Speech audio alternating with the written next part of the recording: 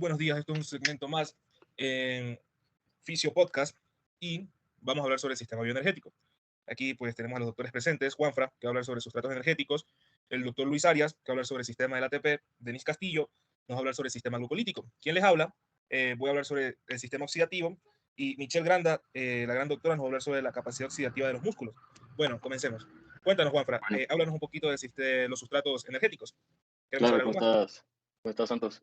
Muchas gracias. Y voy a empezar con esto que todo nace con la energía. Todos sabemos lo que significa la energía, ¿no? Y la energía en nuestro cuerpo se basa en la ruptura de enlaces de las moléculas. Estos vienen de los alimentos que están formados básicamente de carbono, hidrógeno y oxígeno. En el caso de las proteínas, también nitrógeno. La energía de estos enlaces se libera químicamente en nuestras células al romperse y luego se almacena en forma de ATP, ya que esto nos hablará nuestro compañero más adelante, para saber un poco más a profundidad del tema. La energía necesaria para nuestro cuerpo proviene casi todos de los carbohidratos y las grasas en descomposición. Por otro lado, las proteínas cumplen una importante función enzimática, pero estas surten poca energía al metabolismo. Tienen energía, pero no lo suficiente como los carbohidratos y las grasas. Por ejemplo, en el esfuerzo muscular de corta duración, pero de alta intensidad, se utilizarán los carbohidratos más no las grasas como suministro de energía. Y en el ejercicio de larga duración de menor intensidad, utilizará ambos, carbohidratos y grasas para la producción sostenida de energía. Para empezar, tenemos a los carbohidratos. Hay que entender primero que todos los carbohidratos se convertirán en glucosa. En reposo, los carbohidratos se almacenan en los músculos y el hígado, en una forma de azúcar más compleja que se llama glucógeno. Este se almacena en las células musculares hasta que éstas lo utilizan para formar ATP, y el glucógeno almacenado en el hígado se convertirá de nuevo en glucosa según sea necesario, según demande el cuerpo, según lo necesite. Según una ingesta adecuada, los músculos y el cerebro se ven privados de una fuente principal de energía. Por eso las reservas de glucógeno son limitadas y se agotan durante el ejercicio intenso prolongado, no como las grasas. Estas proporcionan una energía sustentable durante el ejercicio prolongado de baja intensidad, ya que estas reservas están presentes en mayor cantidad que los carbohidratos, en términos de peso corporal y energía potencial. Un ejemplo que les puedo dar ahorita es un joven de contextura delgada y un adulto promedio de mediana edad. Sus reservas serían aproximadamente el doble. El problema con las grasas es el complejo metabolismo. Es como tienen una mayor lentitud al realizar el procesamiento de este alimento, porque primero se debe reducir de su forma compleja, de triglicérido, a componentes básicos como el glicerol y ácidos grasos libres, y solo estos se utilizan para producir ATP. Y bueno, para concluir esta breve introducción, tenemos a las proteínas. Estas se usan como una fuente de menor energía, como les mencionaba antes, no se compara con la capacidad energética de los carbohidratos y las grasas. Pero estas primero deben transformarse en glucosa. ¿Cómo? Con un proceso que se llama gluconeogénesis. Y el proceso de transformación de proteínas en ácidos grasos se llama lipogénesis. Solo en su forma más básica, en la forma de aminoácidos, se utiliza para formar energía. Y bueno, Luis, ¿qué nos tienes que decir al respecto del tema? Bienvenido. Muchísimas gracias, Juanfra. Bueno, yo continúo con mi aporte. Voy a hablar sobre el sistema de ATP-PCR, que vendría a ser la fosfocreatina. ATP-fosfocreatina, claro. Bueno, en esa parte del metabolismo tenemos que hay sistemas energéticos básicos. Entonces, aquí es donde las células pueden almacenar pequeñas cantidades de ATP y deben generar constantemente ATP nuevo para proporcionar la energía necesaria que el cuerpo necesita, ¿no? Entonces, estos tres sistemas son por el sistema de ATP-PCR, o sea, fosfocreatina, el sistema glucolítico y el sistema oxidativo. Bueno, yo me voy a encargar de explicarles un poco sobre el sistema ATP-fosfocreatina, que este es básicamente un sistema que es considerado como un metabolismo anaeróbico, porque crea ATP en ausencia de oxígeno, aunque si lo hubiera, no lo necesita. Entonces, esta vía es simple, o sea, implica una donación de un PI, que es un fosfato inorgánico, a la de la fosfocreatina, el PCR, y al ADP para formar ATP. Entonces, para explicarles un poco mejor sobre esto, solo quiero que se imaginen que tenemos a la fosfocreatina. Esta fosfocreatina se va a separar en creatina y la PI, y al momento que se separan hay una energía libre. Entonces, ¿qué pasa aquí? El fosfato inorgánico, que es la PI, se va a unir con el ADP que hay libre. ¿Por qué ese ADP está libre? Es porque el ATP ya se degradó al momento de que necesito la energía, y cuando se degrada deja liberando ADP. Entonces, este ADP se encuentra con el fosfato inorgánico, se unen y forman otra vez ATP. Entonces, todo esto, esta donación es facilitada por la enzima creatina sinasa, que es la que ayuda a que el fosfato inorgánico se separe de la creatina, o sea, para que quede libre y se pueda unir con el ADP y formar otra vez ATP. Entonces, la actividad creatina sinasa aumenta cuando se incrementan las concentraciones de ADP y fosfato inorgánico, para que se pueda completar su proceso. Entonces, por ejemplo, cuando hay una persona que realiza ejercicio intenso, degrada ATP de forma inmediata, liberando ADP y fosfato inorgánico. Cuando hay acumulación de ADP, la actividad de creatina sinasa aumenta también, y la fosfocreatina es catabolizada para formar ATP adicional. Entonces, a medida que el ejercicio progresa y se genera más ATP, a través de otros dos sistemas, que es el glucolítico y el oxidativo, la creatina sinasa es inhibida. Esto se explica también porque ya, o sea, solo este sistema del ATP fosfocreatina no se puede encargar siempre de crear todo el ATP que el metabolismo necesita. Entonces, esto vendríamos a decir como que es el primer paso que necesita el cuerpo para que estos otros dos sistemas, que es el glucolítico y el oxidativo, se den cuenta y pues ayuden al sistema ATP fosfocreatina. Entonces, ya a medida que ya el sistema glucolítico y el oxidativo están funcionando, el sistema de ATP fosfocreatina ya va en descenso y pues ya no va a necesitar crear porque ya los otros dos se van a encargar y por eso la actividad de la creatina sinasa es inhibida. Gracias. Gracias, Luis, por explicarnos del sistema de ATP. Ahora, doctora Denise, ayúdanos con el sistema glucolítico. Explícanos, o qué es lo más importante de este sistema que nos quieres dar a conocer.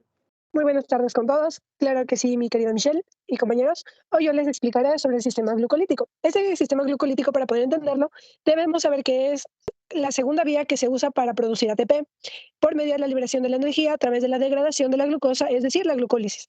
Y esta vía, a su vez, usa una secuencia de enzimas glucolíticas para la degradación de la glucosa.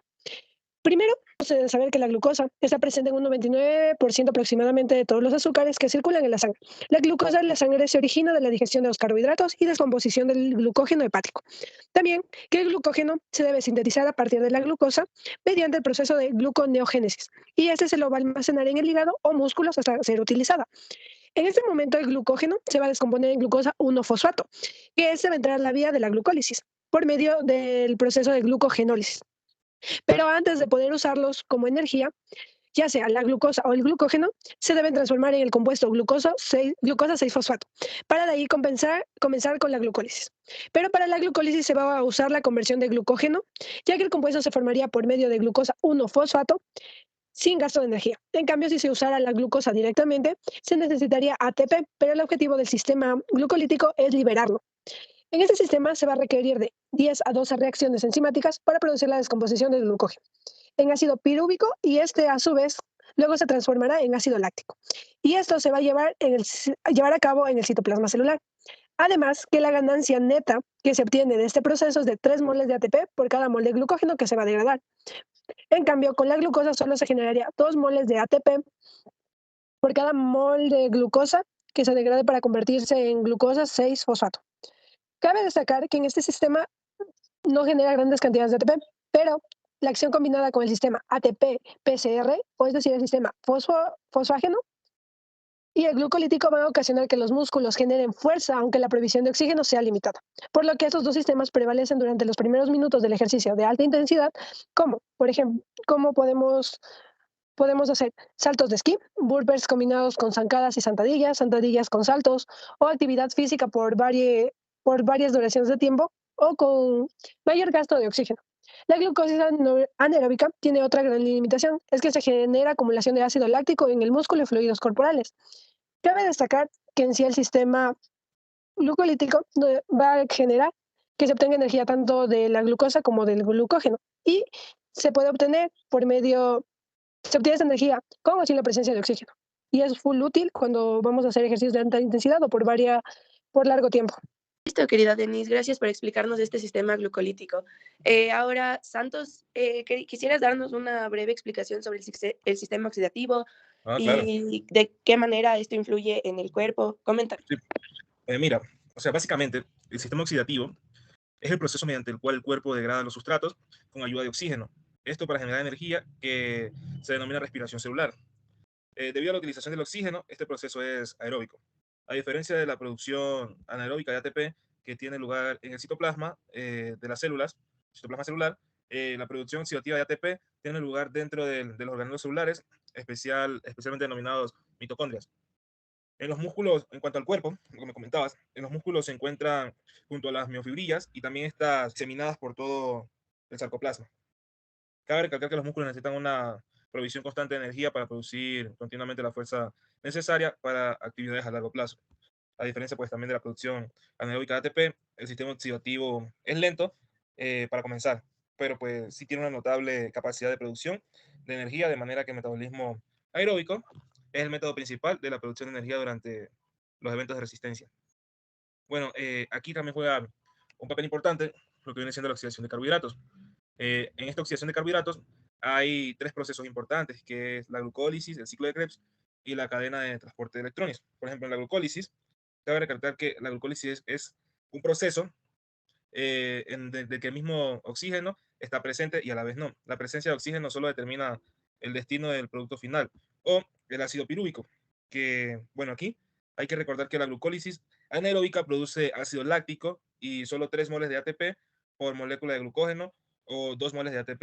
Esto es un poco confuso, pero a la larga, en el metabolismo de los carbohidratos, la glucólisis cumple un rol en la producción tanto de anaeróbica como aeróbica del ATP. En presencia del oxígeno también produce todo esto, pero sin embargo el ácido pirúvico se convierte en un compuesto llamado acetilcoenzima A, acetil-CoA, como lo conocemos.